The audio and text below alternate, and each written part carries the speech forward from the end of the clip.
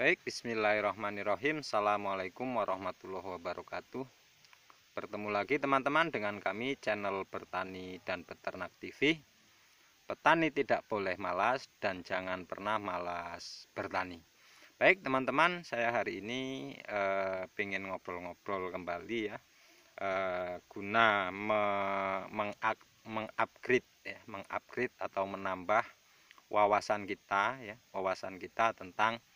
tentang pupuk kompos ya, yang mana pupuk kompos ini sangat membantu pertumbuhan daripada tanaman yang hari ini tanaman terfokus pada tanaman jagung, yang sebetulnya pupuk kompos untuk segala jenis tanaman ya. Tapi pada pembahasan ini kita terfokus pada tanaman jagungnya.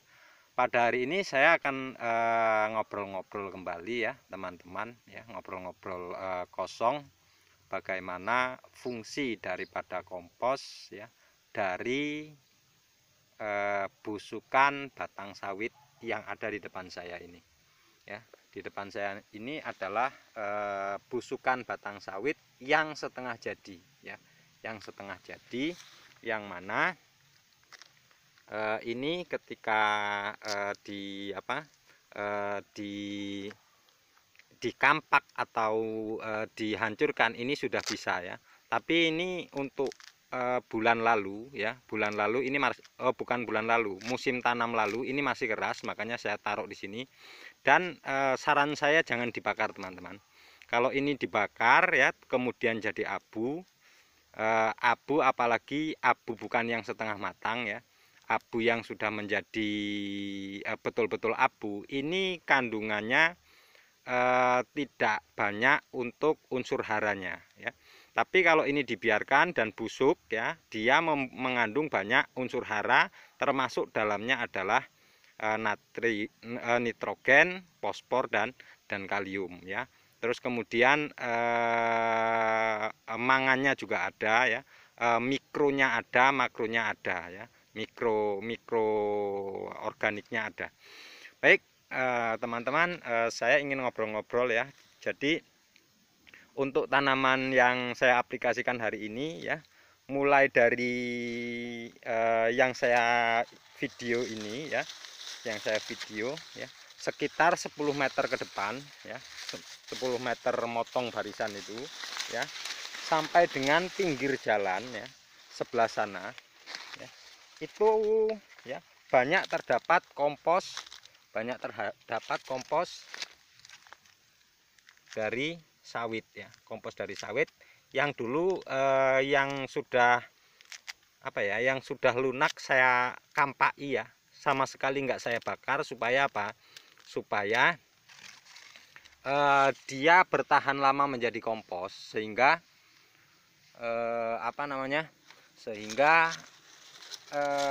untuk keberlangsungan tanaman ya, terus kemudian untuk kestabilan unsur pH tanah ya, itu bisa terkondisikan dalam waktu yang cukup lama ya, bisa 3, 4 bahkan 5 tahun ya. Mohon maaf, ini sudah sekitar ada 4 sampai 5 tahun ya dibongkar ya. Pada hari ini yang menjadi tumpukan ini ya, ini tidak diberi kompos yang kuat teman-teman ya. Beda dengan yang di sebelah tengah-tengah sana yang tidak pada tumpukan batang sawit ya, tidak ada busukan batang sawit, itu komposnya sangat kuat. Kalau di sini relatif tidak kuat teman-teman, diberi cuman sedikit, hanya awar-awar ya, hanya ukur-ukur ya, hanya sedikit. Tapi perkembangannya ya lebih baik yang di sini ya, ya. Walaupun yang di tengah baik, cuman tidak sebaik yang di sini. Kalau yang di sini bisa sampean lihat tinggi betul ya, tinggi betul ya, lebih dari 3 meter ya. Bahkan kalau saya tafsir sekitar 3,2 sampai 3,2 sampai 3,5 meter ya. Nah, ini kenapa bisa demikian? Karena memang sifat daripada busukan batang sawit ya, itu mampu menyerap air ya, menyerap air hingga 40% dari jumlah busukan batang itu sendiri ya. Makanya untuk yang di tumpukan sebelah sini ya, busukan tumpukan itu bisa sampean lihat ya, bisa sampean lihat besar-besarnya tongkol luar biasa ya. Besar-besarnya tongkol luar biasa. Karena apa?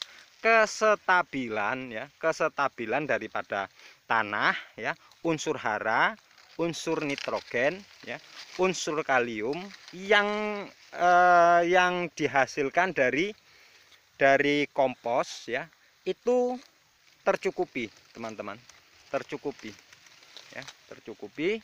Kita hanya memberikan sedikit pupuk kimia ya, syukur-syukur bisa banyak, kalau tidak bisa banyak, cukup diberi pupuk yang mengandung banyak kalium, itu sudah selesai ya.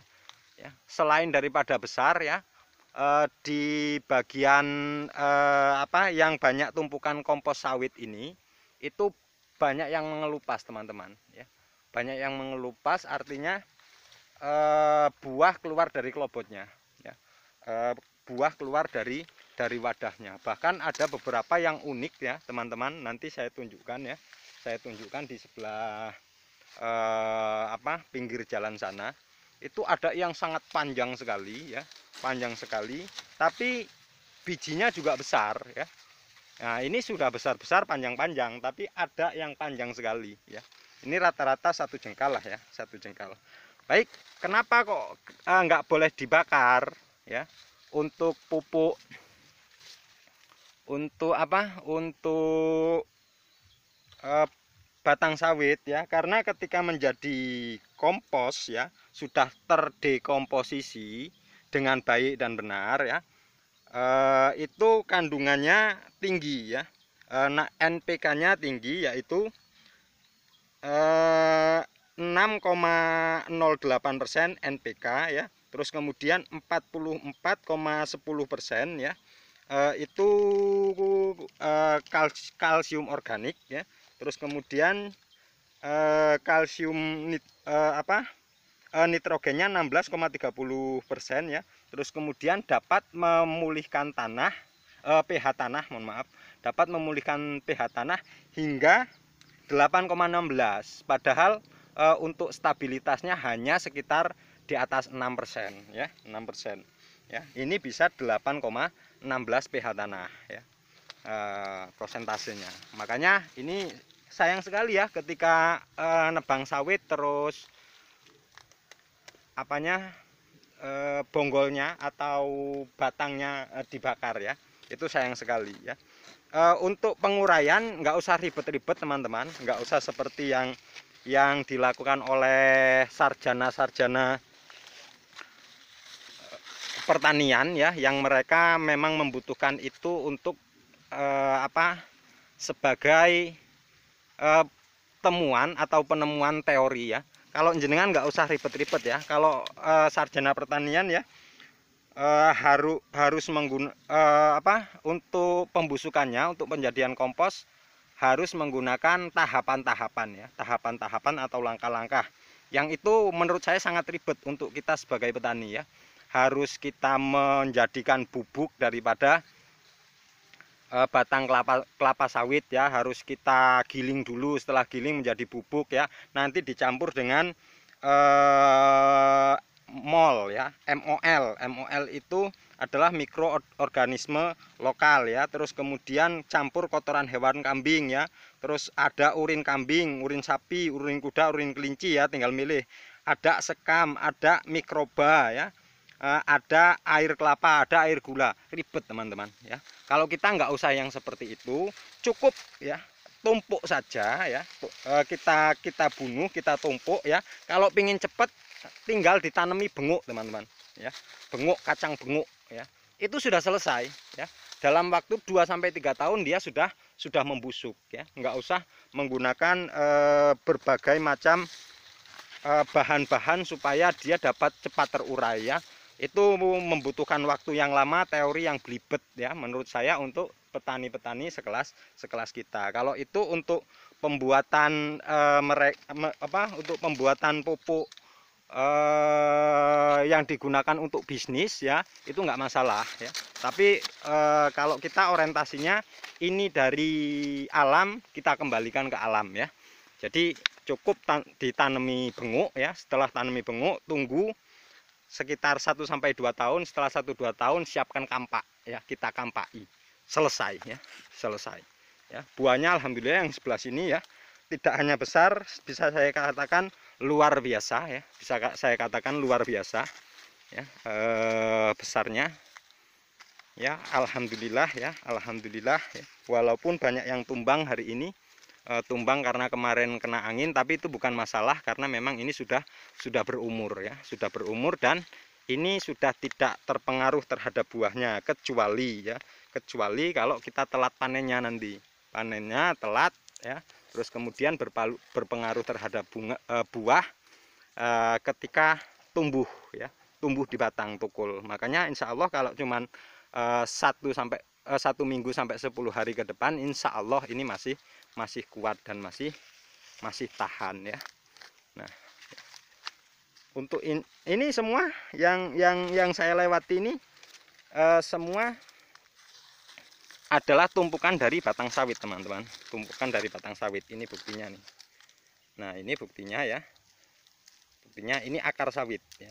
Nah sama sekali tidak saya bakar ya teman-teman, sayang ya kalau dibakar ya, itu dapat ya menstabilkan unsur-unsur yang dibutuhkan tanah ya, pengembalian hara pada tanah ya, supaya tanah subur tidak hanya 1-2 hari ya, tapi 5 sampai 10 tahun ya, 5 sampai 10 tahun kalau menurut saya, karena memang yang saya tanam terfokus pada jagung. Jagung itu tidak seberapa merusak unsur hara pada tanah ya, beda dengan singkong ya, beda dengan singkong. Baik,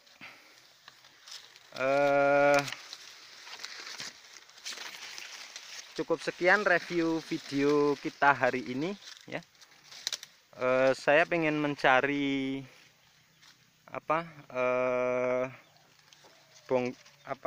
tongkol jagung yang unik ya teman-teman.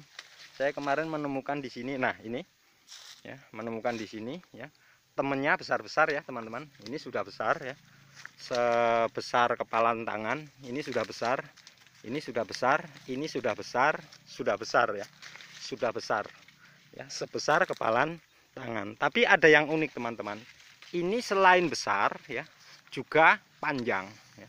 Selain besar juga panjang ya, bahkan panjangnya ya hampir 1,5 kilan ya, hampir 1,5 kilan. Yang lain mohon maaf ya, yang lain itu enggak ada satu kilan ya, enggak ada 1 kilan. Ini yang besarnya sama, itu hanya 1 kilan ya. Nah ini 1,5 kilan ya, 1,5 kilan.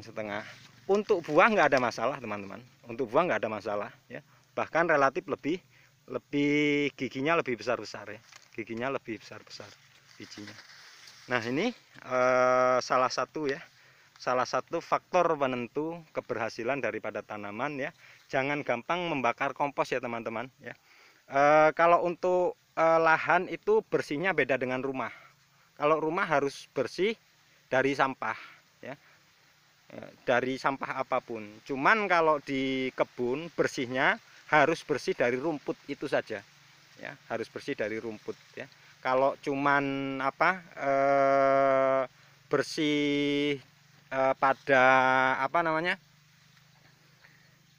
terkadang orang kan ribet ya, banyak tebon, nanti ketika tanam ya banyak yang ngeribeti. Itu bukan alasan menurut saya, bukan alasan bahwa itu adalah kotor atau tidak kotor ya. Itu bukan alasan bahwa itu ribet atau tidak ribet, tapi kita terfokus mengembalikan semua yang dari alam, kita kembalikan ke alam dulu ya.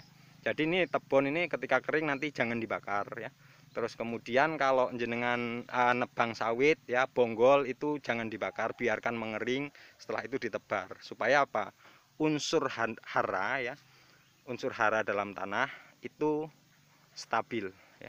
Terus kemudian kompos dalam tanah juga stabil, sehingga apa? pH-nya juga stabil.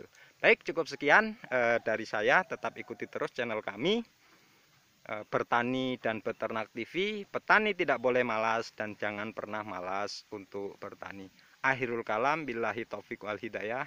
Assalamualaikum warahmatullahi wabarakatuh.